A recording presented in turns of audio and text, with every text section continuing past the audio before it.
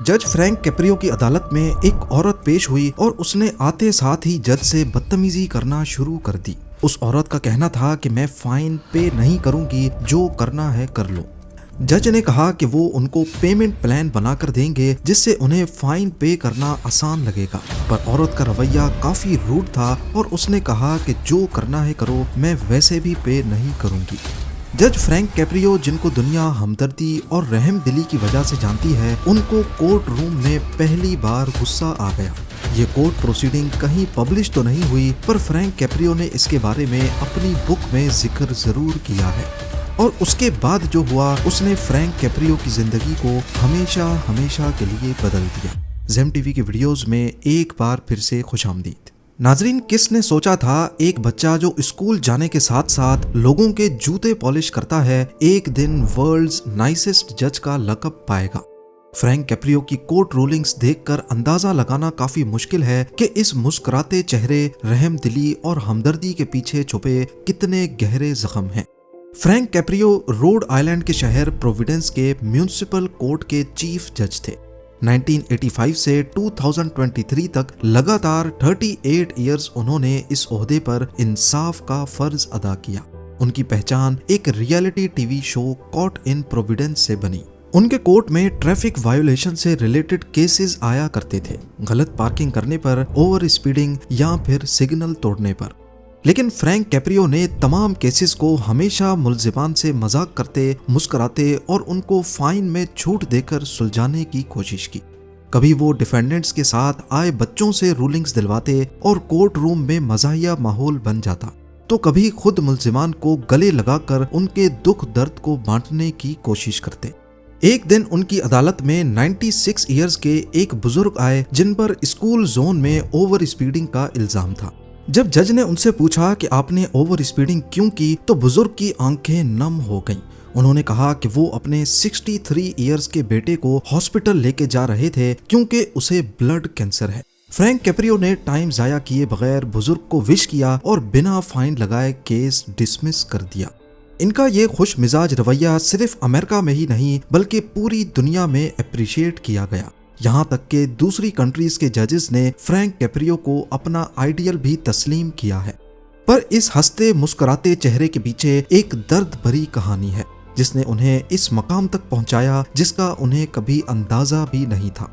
2023 में अपनी रिटायरमेंट के बाद उनको कैंसर डायग्नोज हुआ और इसी दौरान उन्होंने अपनी book compassion in the court लिखना शुरू की, जो इसी साल 2025 में पब्लिश हुई है। जज फ्रैंक कैप्रियो के इस रवैये के पीछे एक इंटरेस्टिंग वाकया है जो उनके दादी दादा के साथ पेश आया था। उनके दादी दादा बिल्कुल अनपढ़ थे जब वो इटली से माइग्रेट करके प्रोविडेंस सिटी में आए थे। उनके हालात इतने खराब थे कि दादा फ्रूट्स का ठेला लगाकर अपना गुजारा करते थे। एक दिन वो अपने दोस्तों के साथ पीकर शोर शराबा कर बैठे और पुलिस ने पकड़ लिया। फ्रैंक कैप्रियो की दादी पड़ोस से पैसे उधार लेकर कोर्ट गई और अपने हस्बैंड को छुड़ाने के लिए सबके सामने जज को पैसे ऑफर कर दिए, वो भी इशारों और टूटी फूटी इंग्लिश में। उस वक्त उनके साथ उनका छोटा बेटा टप मौजूद था जिसको थोड़ी बहुत इंग्लिश आती थी। जज ने टप को अपने पास बुलाया और कहा कि अपने अम्मी अब्बू को घर ले जाओ, उन्हें रिहा कर दिया गया है। टप ने जब ये बात अपनी माँ को बताई तो वो जज को दुआएं देती हुई लौट गई। ये छोटा बच्चा कोई और नहीं बल्कि असल में जज फ्रैंक कैप्रियो के वालिद थे जिन्हें प्यार में टप कहा जाता था। फ्रैंक कैप्रियो का कहना है कि बेशक ये केस मेरी पैदाइश से बहुत पहले हुआ था, लेकिन उस जज के बर्ताव की कहानी सुनकर मैं आज भी अपने कोर्ट में जब इमिग्रेंट्स को देखता हूँ तो मुझे अपने दादी दादा याद आते हैं और मैं अपनी पूरी कोशिश करता हूँ कि उन्हें किसी किस्म की तकलीफ ना हो। फ्रैंक कैप्रियो के वालिद का असल नाम एंटोनियो कैप्रियो जूनियर था, लेकिन उनको हर कोई टप कहकर पुकारता था। जब फ्रैंक कैप्रियो के वालिद अमेरिका आए तो वो एक कमरे के फ्लैट में रहते थे जहां गर्म पानी भी नहीं होता था। एक कमरे में 12 जने और सिर्फ एक दिए की रोशनी। उनको 7th क्लास में ही स्कूल छोड़ना पड़ा और वो अपने वालिद यानी फ्रैंक के दादा के साथ फैमिली का खर्चा चलाने में मदद करने लगे। इस फैमिली के हालात इतने खराब थे कि अक्सर खाली जेब में रुई जमा हो जाती है, पर फ्रैंक कैप्रियो ने लिखा है कि इनकी जेबों में वो रुई भी नहीं होती थी। 24 नवंबर 1936 को फ्रैंक कैप्रियो की पैदाइश हुई और वो अपने वालिद टप और माँ फिलोमिना के साथ उसी ठंडे पानी और एक कमरे के घर में रहने लगे। अगर कभी शावर लेना होता तो कई किलोमीटर दूर जाना पड़ता था। उनके वालिद टप ने कई ठेले लगाने की कोशिश की, लेकिन ग्रेट डिप्रेशन की वजह से उनका कोई काम ना चल सका। आखिरकार एक दूध की डिस्ट्रीब्यूशन का काम मिला और छोटी एज से ही फ्रैंक कैप्रियो भी उनके साथ हाथ बटाने लगे। एक मर्तबा जब फ्रैंक 8 साल के थे तो उन्हें एक घर में दूध पहुंचाने जाना था। ये घर एक अमीर शख्स का था जिसका बेटा फ्रैंक का स्कूल मेट था। सुबह सवेरे खाली पेट के साथ फ्रैंक कैप्रियो ने जब उस घर का दरवाजा खटखटाया तो अंदर से जबरदस्त टोस्ट की खुशबू आने लगी। जब दरवाजा खुला तो उसका स्कूल मेट अंदर नाश्ते की टेबल पर बैठा रो रहा था। फ्रैंक को लगा कि शायद वो उसे नाश्ते पर अंदर बुलाएगा, पर उल्टा उस वक्त वो अपने बाप से डांट खा रहा था। उसके बाप ने अपने रोते हुए बेटे को फ्रैंक की तरफ इशारा करते हुए बोला कि शुक्र करो तुम नसीब वाले हो, नहीं तो इस लड़के की तरह बर्फ में दूध उठा रहे होते। नन्हे फ्रैंक कैप्रियो को ये बात इतनी बुरी लगी कि 80 सालों के बाद उन्होंने इसको अपनी बुक में हूबहू लिखा है। पर एक बात थी कि फ्रैंक कैप्रियो ने बचपन बेशक बहुत मुश्किल हालात में गुजारा, लेकिन वो अपनी इस जिंदगी से बहुत खुश थे क्योंकि उन्हें तरबियत ही ऐसी मिली थी। हालात इतने खराब थे कि सर्दियों की रात में उनके पास ऊपर ओढ़ने के लिए ब्लैंकेट भी नहीं होता था। दूध वाली कंपनी सिर्फ एक ही ब्लैंकेट देती थी और वो दूध पर डाला जाता था ताकि वो फ्रीज ना हो जाए। रात को वही ब्लैंकेट फ्रैंक कैप्रियो और उनका भाई आपस में शेयर करते थे। अब क्योंकि उस ब्लैंकेट पे दूध की क्रीम लगी होती थी तो रोजाना चूहा आता था उस क्रीम को खाने के लिए और फ्रैंक कैप्रियो को बहुत डर लगता था। 16 साल की उम्र में एक दिन फ्रैंक कैप्रियो के वालिद ने उनके कंधे पर हाथ रखा और कहा कि तुम एक दिन लॉयर बनोगे, लेकिन मेरी बात याद रखना कि गरीबों से फीस नहीं लेना। उस वक्त फ्रैंक हाई स्कूल में पढ़ते थे और गुजारा करने के लिए पार्ट टाइम में बहुत सारे काम करते थे। अपने वालिद के साथ मिल्क डिलीवरी मैन का काम, न्यूज़पेपर बांटना, एक बॉलिंग अले में पिन्स लगाने का काम, रेस्टोरेंट में वेटर और यहाँ तक के रोड किनारे बैठकर लोगों के शूज पॉलिश करके भी उन्होंने अपने खर्चे चलाए। हाई स्कूल के बाद उनको प्रोविडेंस के ही एक कॉलेज में एडमिशन मिल गया। उस दौर में गरीब खानदान के लिए कॉलेज तक पहुंच जाना भी बहुत बड़ी बात होती थी। उनके 45 कजन्स में से फ्रैंक कैप्रियो दूसरे थे जो कॉलेज तक पहुंचे थे। कॉलेज के आखिरी साल में उन्होंने बॉस्टन लॉ यूनिवर्सिटी में अप्लाई किया जो कि उनका सपना था, लेकिन इस यूनिवर्सिटी में पढ़ने का मतलब था कि उनको अपनी सारी पार्ट टाइम जॉब्स छोड़नी पड़ेंगी और अगर ऐसा करना पड़ा तो फिर गुजारा कैसे होगा। उनका उस यूनिवर्सिटी में एडमिशन भी हो गया, लेकिन फ्रैंक अच्छी तरह जानते थे कि उनके माँ बाप इस यूनिवर्सिटी का खर्चा नहीं उठा पाएंगे।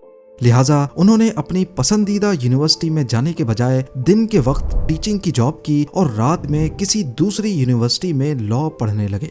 इस दौरान फ्रैंक कैप्रियो के साथ दूसरा ऐसा वाकया हुआ जिसका दुख वो जिंदगी भर नहीं भूल पाए।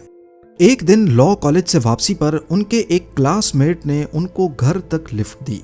फ्रैंक एक क्लैप बोर्ड अपार्टमेंट में रहते थे जिसकी हालत बाहर से बहुत खराब थी। फ्रैंक के क्लास फेलो ने उनका घर देखकर कहा कि अगर तुम कामयाब लॉयर बनना चाहते हो तो तुम इस तरह के घर में नहीं रह सकते। उस वक्त फ्रैंक को बहुत बुरा लगा, पर उन्होंने उसका जवाब दिए बगैर थैंक यू बोला और चलते बने। पर वो ये बात जिंदगी भर नहीं भूल पाए।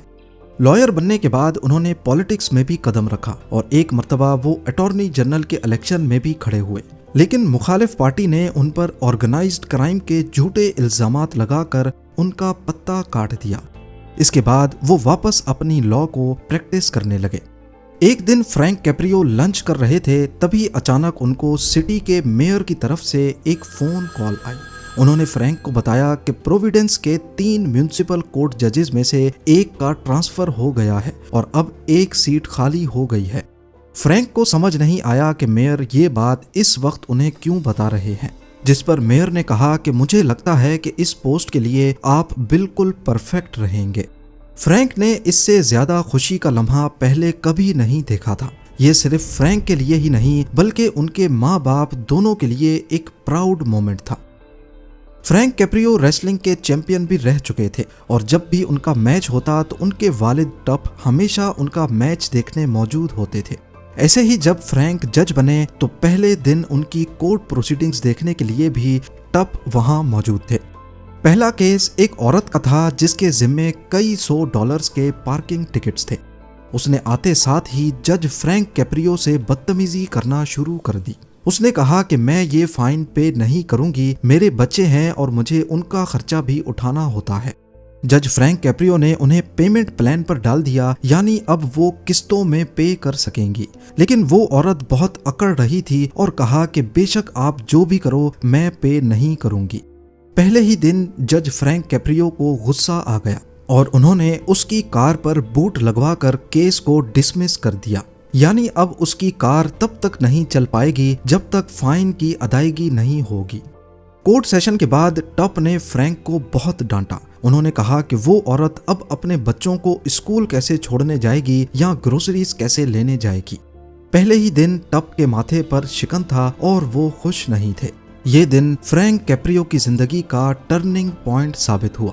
उसके बाद उन्होंने फैसला किया कि अगर किसी भी डिफेंडेंट के खिलाफ फैसला देना होगा तो पहले ये जानेंगे कि इस फैसले से उनकी फैमिलीज पर क्या असर पड़ेगा। उनका कहना था कि बाप की उस डांट ने उन्हें वो सिखाया जो वो 5 साल लॉ कॉलेज में भी नहीं सीख पाए। इसके बाद जज फ्रैंक कैप्रियो ने डोनेशंस का फंड बनाया जिसको अपनी मां का नाम दिया फिलोमिना फंड। इस फंड से उन जरूरतमंदों की मदद की जाती जो फाइन्स पे नहीं कर सकते थे। जज फ्रैंक कैप्रियो की शोहरत कॉट इन प्रोविडेंस नामी एक टीवी प्रोग्राम बना।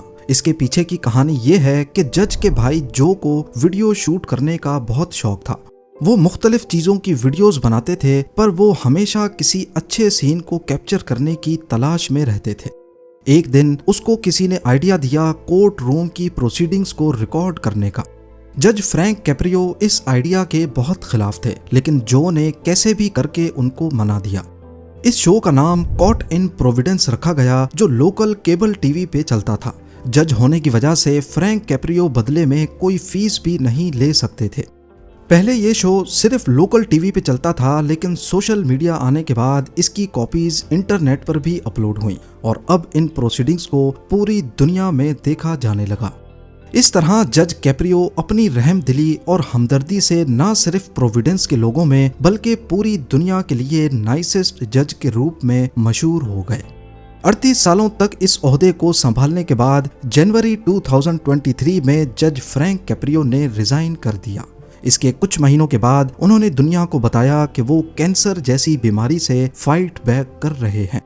20 अगस्त 2025 को उन्हें हॉस्पिटल बेड पे देखा गया और वीडियो में वो अपने फैंस से दुआओं की अपील करते देखे गए। उसके अगले दिन 21 अगस्त 2025 को वो इस दुनिया से हमेशा हमेशा के लिए चले गए। अपने पीछे उन्होंने कोर्ट रूम की वो यादें छोड़ी हैं जिनसे हमें हमदर्दी, मेहरबानी और इंसाफ के साथ साथ गुस्से पर काबू पाने का सबक मिलता है। उम्मीद है जेम टीवी की ये वीडियो भी आप लोग भरपूर लाइक और शेयर करेंगे। आप लोगों के प्यार भरे कमेंट्स का बेहद शुक्रिया। मिलते हैं अगली शानदार वीडियो में।